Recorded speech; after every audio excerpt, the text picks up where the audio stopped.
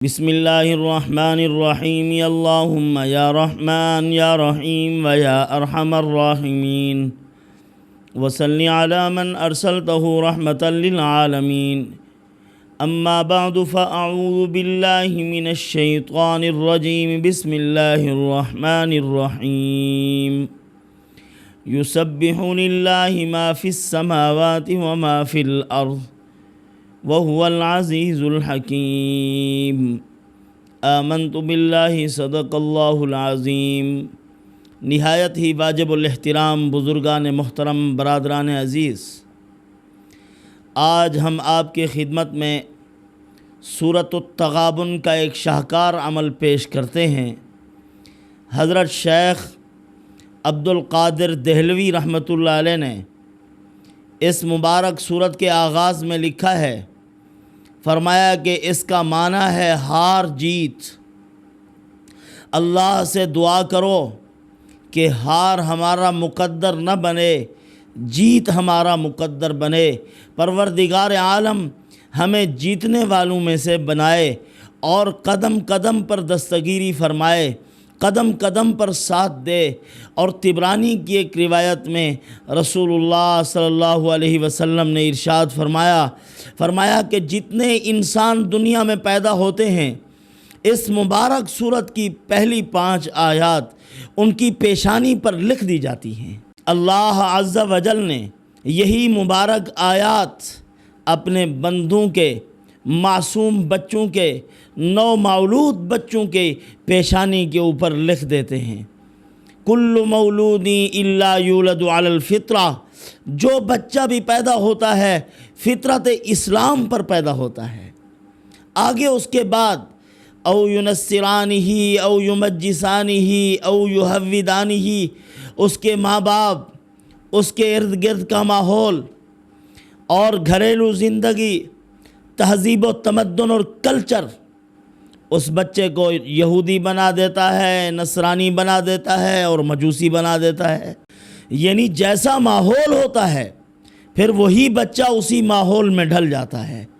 جیسے حضرت مولانا تاج محمود امروٹی رحمۃ اللہ علیہ، امروٹ شریف کے بہت بڑے بزرگ، اللہ کے ولی، ان سے کسی ہندو نے جا کر پوچھا، عرض کیا حضرت بچہ فطرت اسلام پر پیدا ہوتا ہے، اس کی کیا دلیل ہے کہ بچہ فطرت اسلام پہ پیدا ہو رہا؟ حضرت نے فرمایا کسی غیر مسلم کے بچے کو لے آؤ، چھوٹا سا ہو، نو مولود ہو، آج کل پیدا ہوا ہو۔ وہ گئے محلے میں، ایک ہندو کے بچے کو لے کر آئے، حضرت نے اس کی طرف انگلی کا اشارہ فرمایا، وہ بچہ پڑھنے لگا، اشہد ان لا الہ الا اللہ و اشہد ان محمدًا عبدہ و رسولہ۔ فرمایا دیکھو یہ بچہ فطرت اسلام پر پیدا ہوا ہے۔ اس طرح اللہ پاک ہر بچے کو، ہر پیدا ہونے والے کو فطرت اسلام پر پیدا کرتے ہیں۔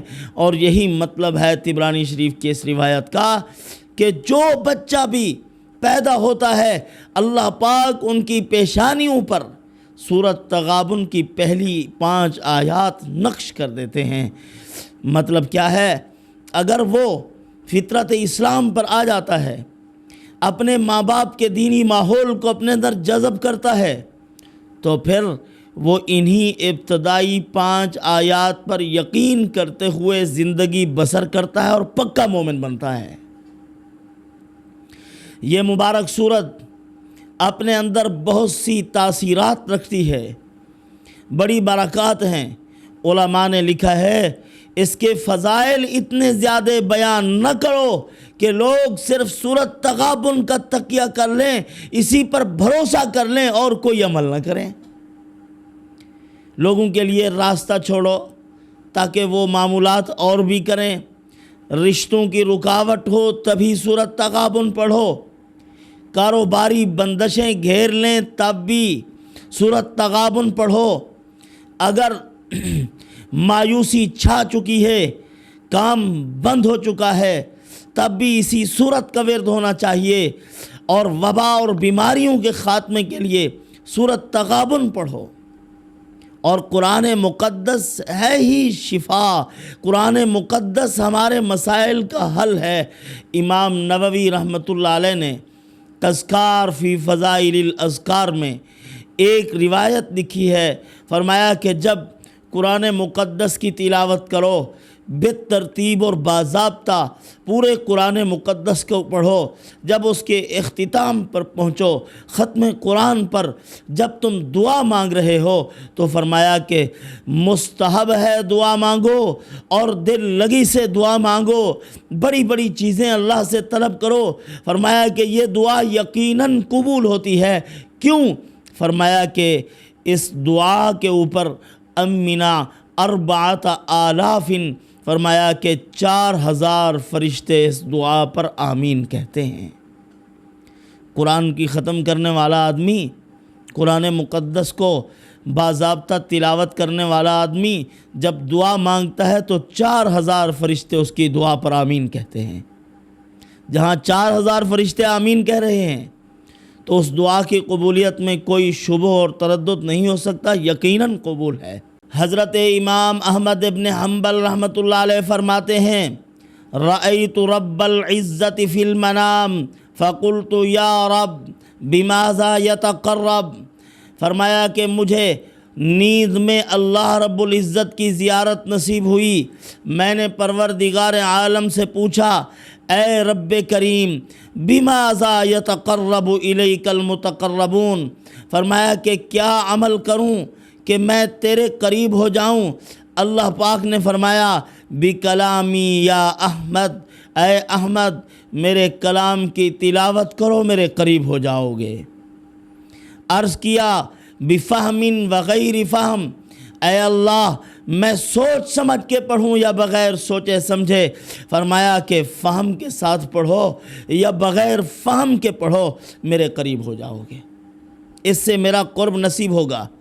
آپ صلی اللہ علیہ وسلم نے ارشاد فرمایا، آت العین حظھا من العبادہ، عبادات میں اپنی آنکھوں کا حق ادا کرو۔ اس کا حق کیا ہے؟ فرمایا النظر الی القرآن، قرآن کو دیکھ کر جو تلاوت کرتا ہے، اللہ رب العزت فرما رہے ہیں وہ اپنی آنکھوں کا عبادت میں حق ادا کرتا ہے۔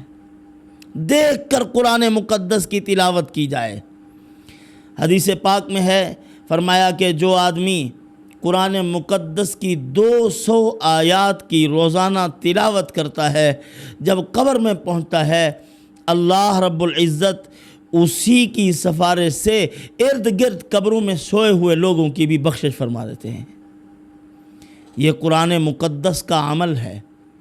قرآن مقدس خود از خود ایک مضبوط ترین عمل، قدر کی نگاہ سے، یقین کی نگاہ سے اللہ کا کلام سمجھتے ہوئے جو پڑھے گا ضرور اس کے اوپر قرآن مقدس اثر انداز ہوگا۔ تو جو بچہ بھی پیدا ہوا، پہلی ابتدائی 5 آیات، یسبح للہ ما فی السماوات وما فی الارض لہ الملک ولہ الحمد وہو علی کل شیء قدیر هو الذی خلقکم فمنکم کافر ومنکم مؤمن واللہ بما تعملون بصیر خلق السماوات والارض بالحق وصورکم فاحسن صورکم والیہ المصیر یعلم ما فی السماوات والارض وَيَعْلَمُ مَا تُسِرُّونَ وَمَا تُعْلِنُونَ وَاللَّهُ عَلِيمٌ بِذَاتِ الصُّدُورِ أَلَمْ يَأْتِكُمْ نَبَأُ الَّذِينَ كَفَرُوا مِن قَبْلُ فَذَاقُوا وَبَالَ أَمْرِهِمْ وَلَهُمْ عَذَابٌ أَلِيمٌ۔ یہ ابتدائی 5 آیات ہیں۔ انہی 5 آیات پر کامل یقین رکھ کر تلاوت کرے بندہ۔ جو اللہ رب العزت نے انسان کی پیشانی پر نقش کر دی ہیں آیات بینات، وہی انسان کی کامیابی کی ضمانت ہے دنیا آخرت میں۔ اسی کو فرمایا تھا سیدنا صدیق اکبر رضی اللہ تعالی عنہ نے، اگر کسی انسان نے دنیا اور آخرت کو اپنے سامنے رکھنے کے ساتھ طلاق کو معلق کر لیا ہے کہ اگر دنیا اور آخرت میرے سامنے نہیں ہوں گی، میرے پاس نہیں ہوں گی، تو تجھے طلاق۔ اب وہ کیسے اپنے پاس لائے دنیا اور آخرت کو؟ سیدنا صدیق اکبر رضی اللہ تعالیٰ عنہ نے فرمایا تھا کہ قرآن مجید کو اپنی گود میں لے لو، دنیا اور آخرت کے تمام خزانے اللہ رب العزت نے اسی میں رکھے ہیں۔ یہی قرآن مقدس، یہ خزانے ہیں دنیا آخرت کے، پوری کائنات اسی میں ہے۔ تو بہرحال قرآن مقدس کو دیکھ کر پڑھنے سے بے شمار فوائد حاصل ہوتے ہیں، اور سورۃ التغابن یہ عظیم ترین سورت بے شمار فضائل کی حامل ہے۔ اگر کسی کی رشتوں کی بندش ہے، معاملات ہیں، آنے جانے والے دیکھ کر چلے جاتے ہیں، رشتے پسند نہیں آتے، بات طے نہیں ہو پاتی، تو پھر ایسے شخص کو اور ایسے گھر کے تمام افراد کو کوشش کرنی چاہیے کہ روزانہ 7 مرتبہ سورۃ التغابن کو پڑھنا چاہیے۔ پڑھیں گے تو پروردگار عالم رشتوں کے اسباب پیدا کر دیں گے۔ یہ جنات اور شیاطین عجیب قسم کی کارروائیاں اور کارستانیاں کرتے ہیں، وہ گھر کے اندر ایسا ماحول پیدا کر دیتے ہیں کہ جس کی وجہ سے لوگوں کو رشتے پسند نہیں آ رہے ہوتے۔ کسی کو بگاڑ کر پیش کرنا شیطان کا کام ہے۔ اچھا بھلا آدمی بیٹھا ہے، دوسرے کی نظر میں اس کو بگاڑ کے پیش کر دے گا۔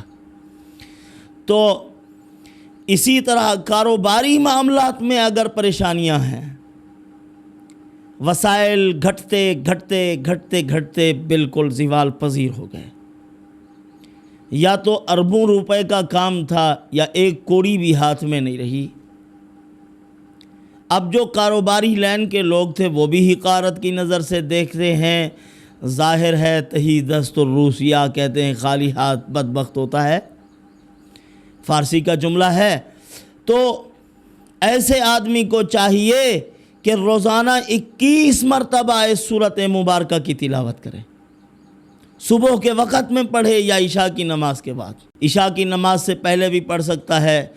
چاشت کے وقت میں پڑھنے سے رزق میں کشادگی آتی ہے، مالی معاملات اور وسائل بڑھتے ہیں۔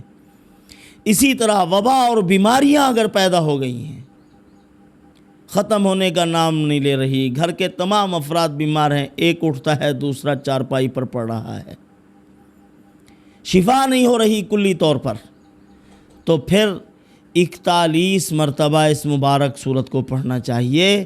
اللہ رب العزت بیماریوں کو دفع دور کر دیں گے۔ روزانہ پڑھو، 40 دن تک مسلسل پڑھو اور پانی پر دم بھی کرتے رہو، اللہ رب العزت اسی کی برکت سے دیگر کام بھی آسان کر دیں گے۔ یعنی اگر 40 مرتبہ پڑھتا ہے، رشتوں کے معاملات ہوں، کاروباری لین کے مسائل ہوں، وہ بھی حل ہوں گے، بیماریاں بھی دور ہو جائیں گی، کیونکہ رشتوں کے لیے 7 کا عدد ہے، معاملات میں کامیابی کے لیے 21 کا عدد ہے، اور 41 جب آئے گا تو اس میں 7 بھی آ جاتا ہے اور 21 بھی آ جاتا ہے 41 میں۔ تو یہ تمام تر فوائد اللہ پاک عطا فرما دیں گے۔ پروردگار عالم سے دعا ہے اللہ رب العزت ہمارے تمام مسائل قرآن مقدس کی برکت سے حل فرمائے۔ والسلام وما علینا الا البلاغ۔